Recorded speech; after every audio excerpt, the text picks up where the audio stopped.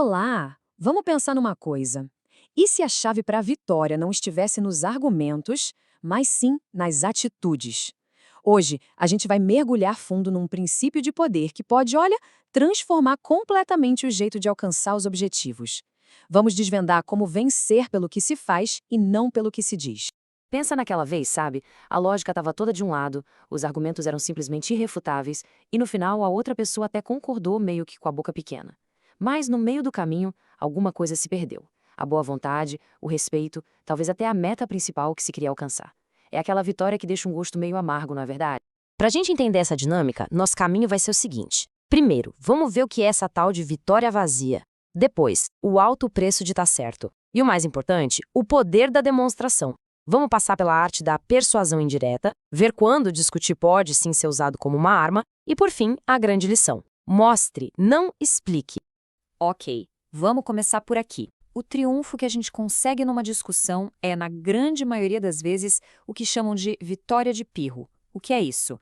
É basicamente ganhar uma batalha, mas a um custo tão alto que na prática foi uma derrota. O ressentimento que a gente gera dura muito, mas muito mais tempo do que a concordância momentânea que a gente arranca da outra pessoa. Para entender isso na prática, tem uma história que é, assim, brutal. Lá em 131 a.C., um engenheiro militar romano recebeu uma ordem do seu cônsul, Mucianus. A ordem era: envie o maior mastro de navio que tiver para ser usado como ariete. Só que o engenheiro, que era o especialista, sabia que o mastro menor seria mais eficaz. Ele argumentou, fez diagramas e, super confiante na sua lógica, desobedeceu e mandou o mastro menor. O resultado? Mucianus nem quis saber da lógica. Ele se sentiu desafiado e a reação foi mandar açoitar o engenheiro até a morte. E isso nos leva direto para o segundo ponto, o custo real de se estar certo. A questão é que as palavras que a gente usa para provar um ponto, por mais lógicas que pareçam, têm um peso. Elas podem, sem a gente querer, questionar a inteligência e o bom senso de quem está ouvindo, ainda mais se essa pessoa está numa posição de poder. Então, o ponto crucial é que esse engenheiro era o exemplo perfeito do argumentador. Alguém que acredita, sabe, piamente na razão e na lógica, mas não percebe que para o poder, a percepção de autoridade e o ego contam muito mais. A lógica dele, por mais perfeita que fosse, não tinha a menor chance contra o orgulho ferido do cônsul. Mas, se discutir é tão perigoso assim, qual é a alternativa? Bom, é aqui que a genialidade entra em cena.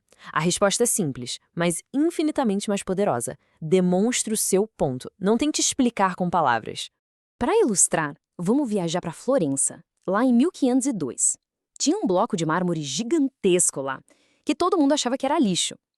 Um escultor, antes, tinha cometido um erro gravíssimo, praticamente mutilou a pedra. O prefeito da cidade, o tal do Piero Soderini, e até mesmo Leonardo da Vinci, todo mundo achava que era um caso perdido. E aqui a gente vê o contraste de forma gritante. De um lado, o engenheiro, o argumentador, focou em estar certo e acabou morto. Do outro, Michelangelo, o demonstrador. O objetivo dele era criar uma obra-prima e, claro, manter seu patrocinador feliz. A estratégia dele foi outra, completamente diferente. Michelangelo pegou aquele bloco arruinado e esculpiu o Davi. Quando a estátua estava quase pronta, o prefeito Soderini foi inspecionar e, querendo dar uma de entendido, falou: "O nariz está grande demais." Michelangelo podia ter discutido, explicado sobre perspectiva, mas não. Ele subiu no andaime, pegou um punhado de pó de mármore e, sem nem tocar na estátua, fingiu que estava ajustando o nariz, deixando o pozinho cair. Quando desceu, perguntou: "E agora?" Soderini respondeu: "Ah, agora sim. Ficou muito melhor. Você lhe deu vida." O que o Michelangelo fez foi pura arte da persuasão indireta. Ele não forçou uma ideia, ele criou uma experiência. Ele fez o Soderini sentir que a opinião dele foi ouvida e que ele, o prefeito, contribuiu para a perfeição da obra. Isso é muito, mas muito mais poderoso do que qualquer argumento lógico. E tem mais gente que era mestre nisso. O arquiteto inglês Sir Christopher Wren, por exemplo. Quando ele projetou a prefeitura de Westminster, o prefeito, todo preocupado, exigiu que ele colocasse 2 colunas de suporte com medo que o teto caísse. Wren sabia que elas não eram necessárias, mas em vez de discutir, o que ele fez? Construiu as colunas. Anos depois, descobriram que as colunas paravam alguns centímetros antes de tocar o teto. Eram de mentira. Ele acalmou o cliente e, ao mesmo tempo, provou para a história que o projeto original dele estava perfeito. Mas essa tática atinge um nível, assim, dramático numa história sobre Nikita Khrushchev. Durante um discurso em que ele estava denunciando os crimes de Stalin, Alguém lá do meio da plateia gritou: "Você era colega dele, por que não impediu?" Khrushchev rosnou de volta: "Quem disse isso?" Um silêncio aterrorizado tomou conta do lugar. Ninguém se mexeu. Depois de uns segundos, Khrushchev disse calmamente: "Agora você sabe por que eu não o impedi." Ele não explicou o medo, ele fez todo mundo sentir o medo. Então, por que demonstrar é tão superior? Primeiro, porque não coloca ninguém na defensiva. Uma prova visível, física, é irrefutável. Palavras são escorregadias, podem ser mal interpretadas. E, talvez o mais importante, a demonstração permite que a outra pessoa mude de ideia sem se sentir humilhada. Como disse o filósofo Balthazar Gracian, a verdade é geralmente vista, raramente ouvida. Certo, até agora a lição parece bem clara. Evite discutir a todo custo. Mas existe uma exceção? Uma exceção bem estratégica, o momento em que a discussão pode sim ser usada como uma arma poderosa. A pergunta, então, é quando que o argumento verbal se torna útil? A resposta está em usar o argumento não para convencer, mas sim para distrair e confundir.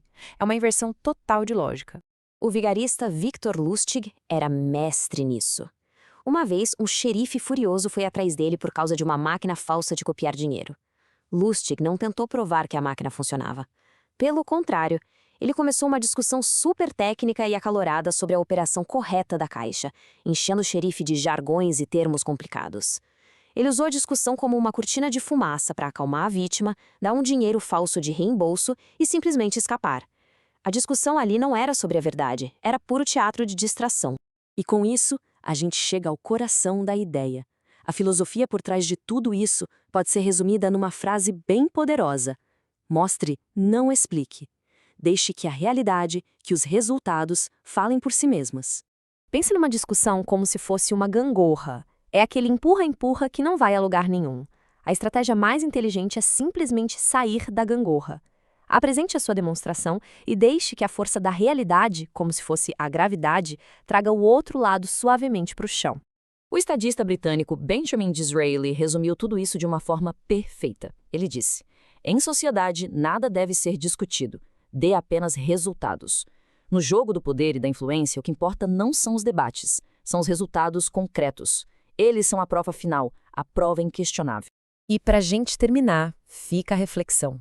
No trabalho, em casa, em qualquer projeto, que batalha verbal pode ser deixada de lado hoje?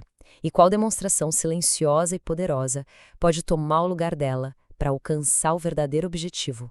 A resposta para isso pode mudar tudo.